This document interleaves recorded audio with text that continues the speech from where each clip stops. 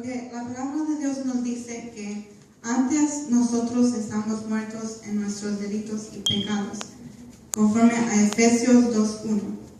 Efesios 2.1 dice que en otro tiempo ustedes estaban muertos en sus transgresiones y pecados, en cuales andaban conforme a los poderes de este mundo. Se conducían según el que gobierna las tinieblas, según el Espíritu que ahora ejerce su poder en los que viven en la desobediencia. Okay, nosotros antes vivíamos y hacíamos lo que queríamos, siguiendo los placeres de la carne, vivíamos para nosotros, haciendo el mal, cualquier cosa que nosotros queríamos.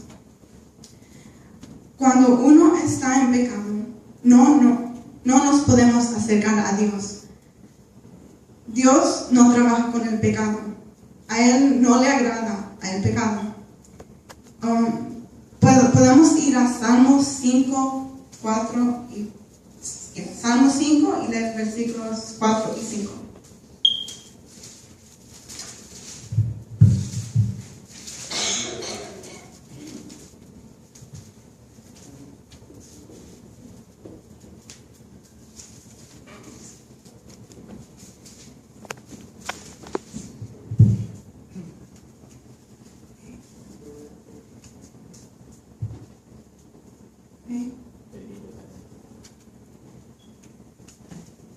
Tú no eres un Dios porque tú no eres un Dios que se complace en la maldad. El malo no habita junto a ti. Los insensatos no están delante de tus ojos. Aborreces a todos los que hacen iniquidad. Amén. Dios es santo y no se asocia con el pecado. Él no trabaja con el pecado. Esto era lo que impedía que nosotros nos acercáramos a Dios. En Romanos 3, 10 al 11 dice: no hay ni un solo justo, ni siquiera uno.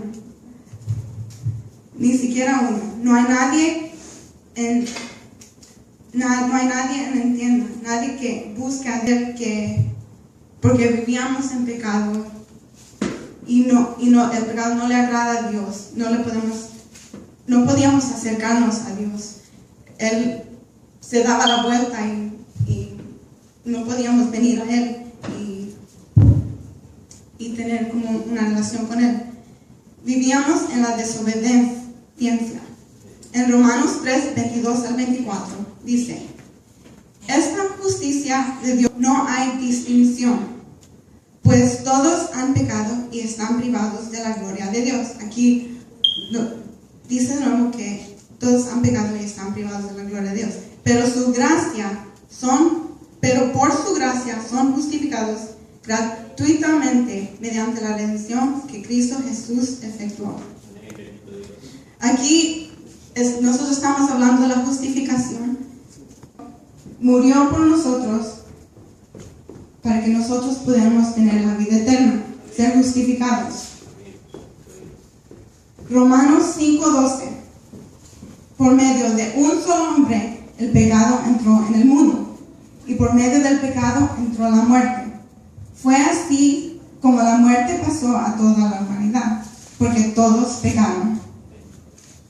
Aquí, por medio de Adán entró el pecado. ¿Right? Ellos pecaron y por consecuencia todos pecaron. Pero uno se pregunta, pero ellos pecaron y ahora ¿por qué nosotros? Porque nosotros estamos sufriendo las consecuencias, ¿right? Pero dice, Adán y Eva desobedecieron a Dios, siguieron al pecado. Okay. ¿Cuántos ven a los niños, right? y su forma de aprender? Los niños aprenden por lo que los padres les enseñan. Si los padres están haciendo el pecado, de seguro que sus hijos también, right? Ellos aprenden lo que los padres. Si los padres están haciendo el pecado, es seguro que eso es lo que aprenden los niños. Si los padres están en pecado y siguen el pecado, de seguro que todo lo que hacen los padres harán los hijos. La misma forma de vivir llevarán. Como nuestros padres fueron, como Adán y Eva, sus descendientes, si le dicen no robes, porque eso es malo, pero tú robas y te mira robar, eso es lo que va a hacer. Si le dices no digas malas palabras, pero tú dices malas palabras, también así va a ser. So, así, en la misma forma, es como el del pecado. En Romanos 5:18, por tanto, así como una sola transgresión causó la condenación de todos, también un solo acto de justicia produjo la justificación que da vida a todos. Amén. Nosotros vemos el amor de Dios mostrada en el sacrificio que nuestro Señor Jesús hizo. Que Él murió y resucitó, ya pagó el precio y Él nos rescató. ¿Right? Ya nosotros ya no tenemos las consecuencias de muerte que cuando vivíamos el pecado. ¿Right?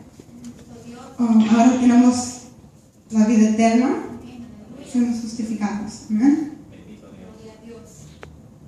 Juan 14:6, y Jesús dice: yo soy el camino, la verdad y la vida. Nadie llega al Padre si no es por mí.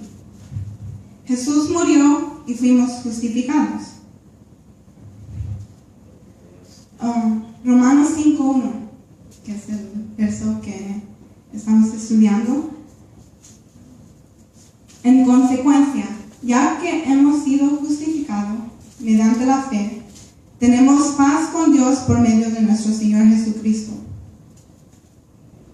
Hermanos, nosotros estamos perdidos, ciegos a la verdad, pero cuando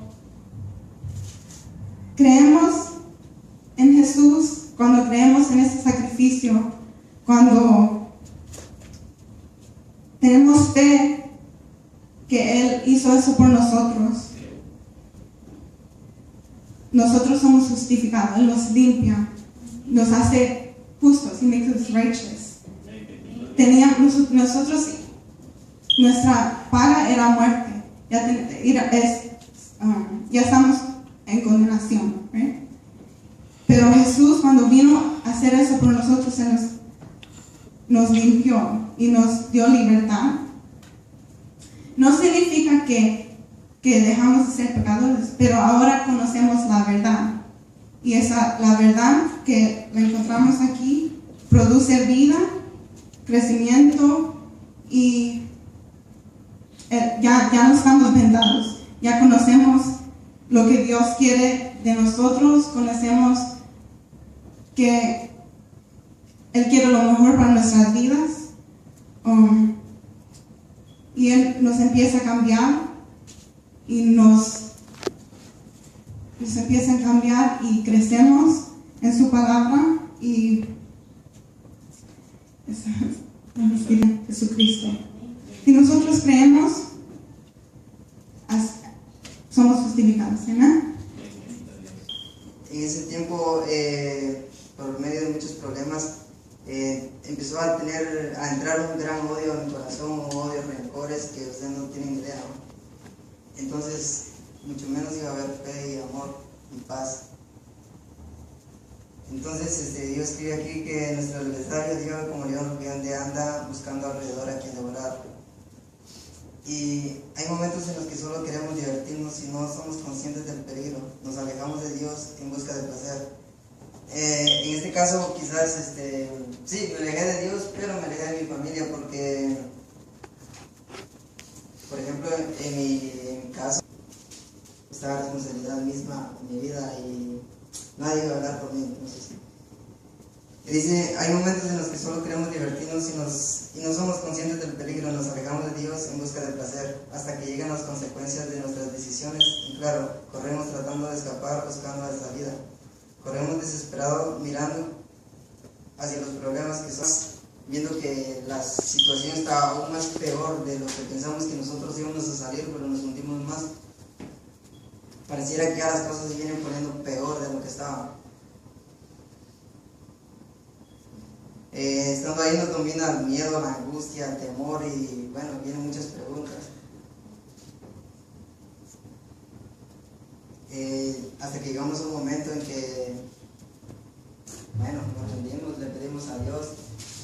Dice en Segunda de Crónicas 7:14.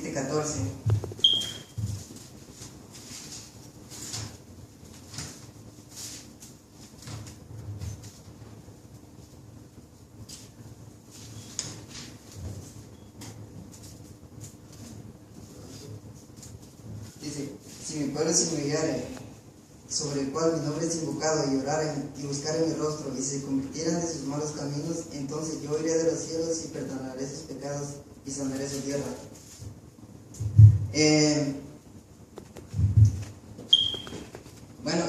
Después de los 13 años más o menos, discusión de hambre, desnudez. Dice: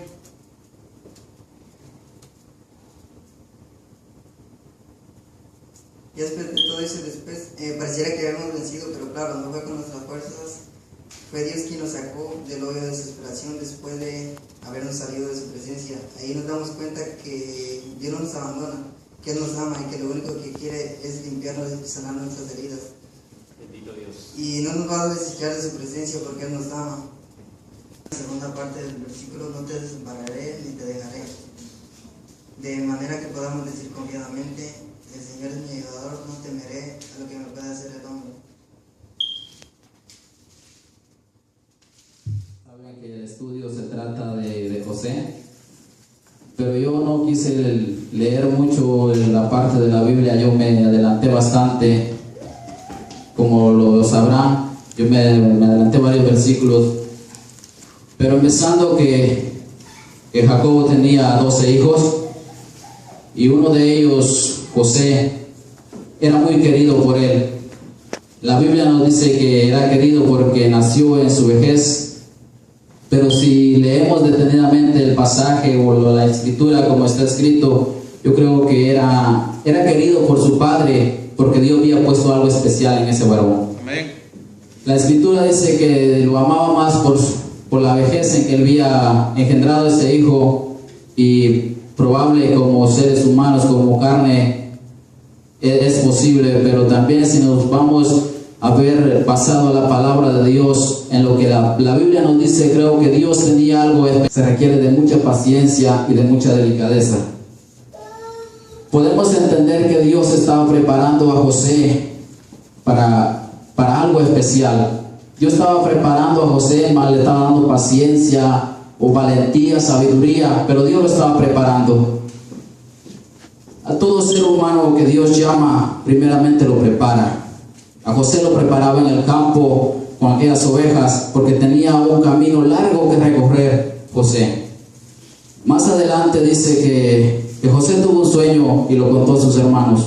De por sí sus hermanos ya aún lo aborrecían por el aprecio mayor que sentía su padre por él. Y el sueño que José les contó lo llegaron a aborrecer aún más. Dice que eran 12 hermanos y como dice el sueño, ataban 12 manojos. Si nos basamos a que eran los 12 hermanos los manojos, y dice que los manojos de los demás caían, pero el de él se mantenía en pie. Podemos ver o escudriñar que era un sueño profético que Dios le había dado. La escritura lo basa como sueño profético porque Dios le estaba mostrando lo que él iba a hacer en el futuro, pero primeramente lo estaba preparando. Y en la otra parte del estudio que estamos hablando, no quisiera confundirlo, en la parte de Jabel, de un hombre valiente. Yo estuve estudiando un poco y basado a eso pude comprender que son dos personas casi similares.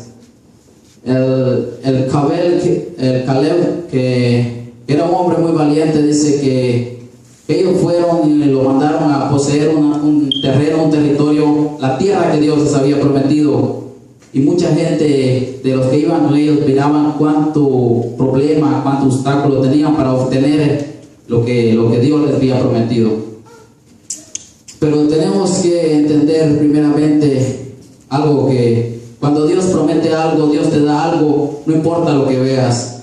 Si Dios te dice que tal cosa te pertenece, que lo que Dios te dice te pertenece, es porque te pertenece. No miremos los problemas, los obstáculos que te vengan, simplemente ve lo que Dios te prometió. El que mira a la promesa de Dios, tenga por seguro que obtiene lo que Dios le da. Y basado a eso le digo que los encontraba poco similares, porque más adelante dice que los hermanos tanto aborrecían a José que querían matarle o intentaron matarlo, pero dado que el plan de Dios no permitió que lo mataran y lo vendieron, y sabrán el proceso que José tuvo. Estuvo en la cárcel, lo acusaron y todo. Se requiere de mucho valor, de mucha fe para poder soportar todo lo que José pasó. Por eso le digo que en el campo Dios estaba preparando a José, porque el José, cuando lo acusaron, él no estaba contradiciendo lo que estaban diciendo, simplemente humilde. Él fue y lo llevaron a la cárcel, y estando en la cárcel él se acordaba de que Dios estaba con él. Y aquel hombre Caleb, valiente, que dice que fue a poseer lo que Dios le había dado. Simplemente el poseer o la valentía del ser humano, como seres humanos, un hombre valiente, lo que podemos ver es de aquella persona que se cree mucho, que hace problemas, que va o viene. Para nosotros simplemente podemos ver que es valiente, pero en realidad no. La palabra de Dios a mí me dice que el ser valiente significa que tú puedas dominarte a ti mismo.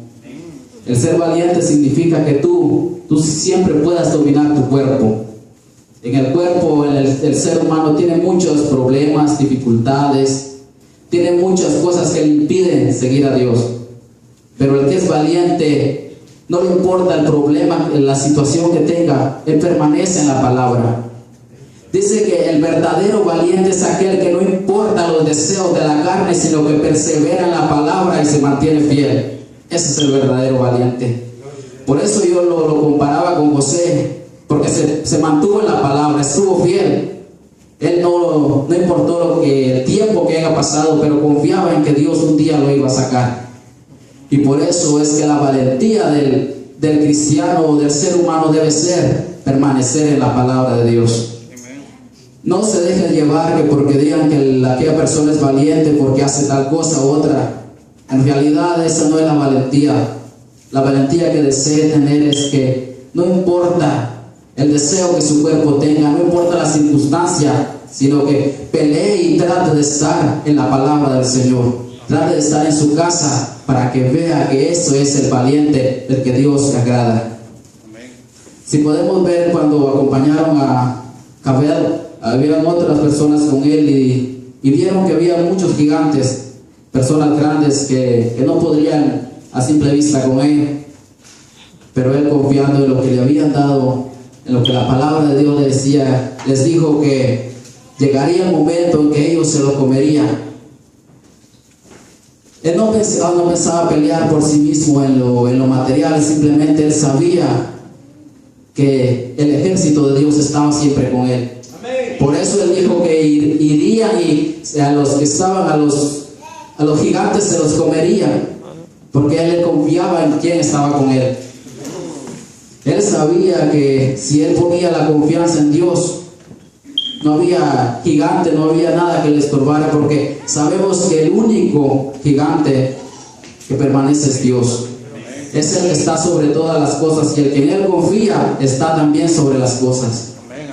No es necesario que usted vea algo fácil para caminar, simplemente abra la palabra de Dios, y lo que Dios tenga para usted ahí y diga que eso le pertenece, es porque le pertenece. Al momento, al tiempo adecuado llegará y usted también le dirá como aquel siervo: quiero lo que me has prometido, lo que me pertenece. Pero para pedir eso hay un proceso. No es de solo decir voy y pido. Tiene que llevar ese proceso de permanecer en la palabra de Dios, de permanecerse fiel. Así como José permaneció fiel a él en la cárcel, él decía: Dios, ¿hasta cuándo te acordarás de mí? Pero sabía que Dios se acordaría de él. Y llegó el momento adecuado donde Dios se acordó de él y lo sacó, y él permaneció en la palabra de Dios. nosotros como pueblo de Dios podemos entender que no pasaremos por esas situaciones de cárcel o de peleas, de todo. Pero la palabra de Dios dice que la pelea más grande del ser humano es espiritual. La pelea más grande que nosotros tenemos como hijos de Dios somos nosotros mismos.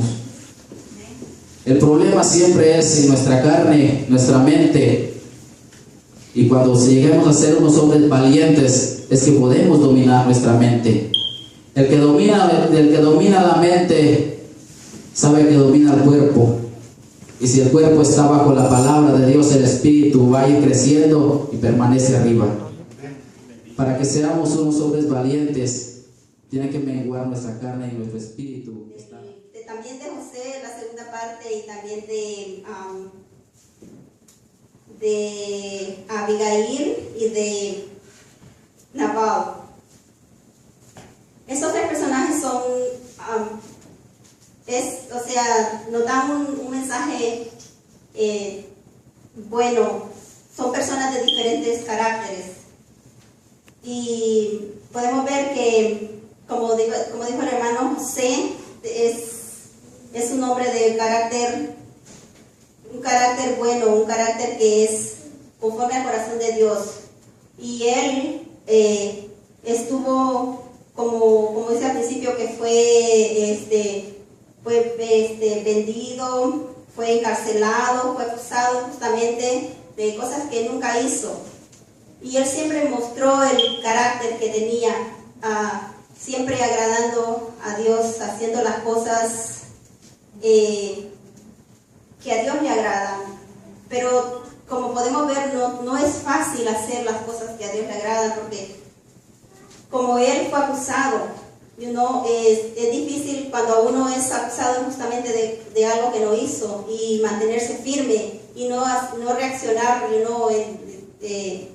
reaccionar y pelear por nosotros mismos y quedarnos callados y aceptar. Ese es el carácter, que eso es lo que Dios quiere que nosotros hagamos, que cuando tengamos que sufrir por cosas, que confiemos en Él, que Él es que nos va a hacer justicia a nosotros. Porque si nosotros somos inocentes, Él va a hacer la justicia, Él va a hacer la justicia, Él va a juzgar. Entonces nosotros tomamos la venganza por nuestras propias manos y confiamos en Dios. Ese es el carácter que tenía José. Él fue vendido, él fue despreciado, fue sacado a muy temprana edad de su hogar, del amor de su padre. Fue encarcelado, pero él siempre mostró que tenía el carácter de Dios. Y podemos ver que en la historia de José, que se encuentra en Samuel, en Génesis. En Génesis 39, está toda la historia de donde la mujer de Potifar lo acusó de cosas que él ni pensaba hacer, pero como ella no quería que él hiciera cosas, y podemos ver que él lo rechazó. Hubiera sido muy fácil para él hacer lo que le pedía la mujer esa, pero él no lo hizo porque él sabía que eso no era agradable en los ojos de Dios. Porque miramos también que José llegó a esa casa y el Potifar lo puso a cargo de toda su casa. O sea que Potifar le dio confianza, toda la confianza de ponerlo a cargo de toda su casa. Dice que Potifar no se encargaba de nada, lo único que se encargaba de ver ¿cómo se dice?, disfrutar su comida, nada más. Él le tenía una confianza grande a José. Y José estaba muy bien en esa casa, tenía todo lo que él quería. Era su propio jefe. Pero yo digo que Dios estaba preparando a José. Dios no quería a José para que él fuera mayordomo de una casa. Dios estaba preparando a José para algo más grande, y entonces yo puedo comprender que Dios no nos va a dar un cargo a nosotros que así a primera tenemos que ser probados y mostrar que sí somos merecedores, que sí vamos a poder con ese cargo. O sea, Dios estaba preparando a José para algo más grande, porque más adelante podemos ver para qué Dios estaba preparando a José. Dice que después de eso que pasó José, que la mujer esta de la esposa de este hombre lo usó de cosas que realmente él nunca ni pensó, fue encarcelado. Después en la cárcel, Dios otra vez, él pensó que Dios ya se olvidó de mí, pero la paciencia es como dijo el hermano, la paciencia, tenemos de tener paciencia y saber esperar en Dios. Porque Dios José pudo haber pensado que Dios ya se había olvidado de él, porque pasaron muchos años, porque dice la palabra que fueron 13 años que José tardó para llegar al puesto a la casa del rey, del faraón. Ahí demuestra que José tuvo la paciencia y siempre rechazó las cosas malas y se mantuvo firme en serle fiel a Dios. Nosotros también debemos de tener paciencia y permanecer, rechazar todo lo que no le agrada a Dios, porque cuando nosotros venimos a los pies del Señor, empezamos a conocer la verdad y empezamos a saber cuáles son las cosas que a Dios no le agrada. Y ese es el carácter que debemos de tener, el carácter como de José, que él tuvo la fortaleza, para rechazar y no seguir agradando a Dios. Y vemos al final que Dios lo puso en grande, Dios lo levantó, pero siempre la lucha continúa, porque no creo que haya sido fácil para él, vivía una vida con todas las comodidades y todo, pero Dios después también lo volvió a ver si es que José tenía el corazón de perdonar a sus hermanos, cuando sus hermanos llegaron, y tenía ese amor, y también demostró que sí tenía ese amor, y los perdonó, y los amaba con todo su corazón, dice la palabra de Dios.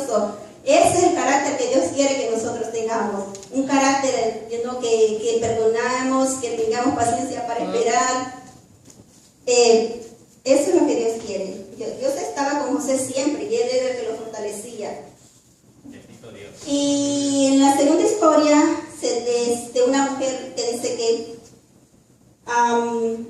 una mujer que era inteligente y pudo cambiar el ¿cómo se dice? La suerte de su hogar, de ella, porque ella vivía con un hombre que realmente era un hombre malo, un hombre que hacía malas obras, un hombre que no tenía un corazón agradable a Dios.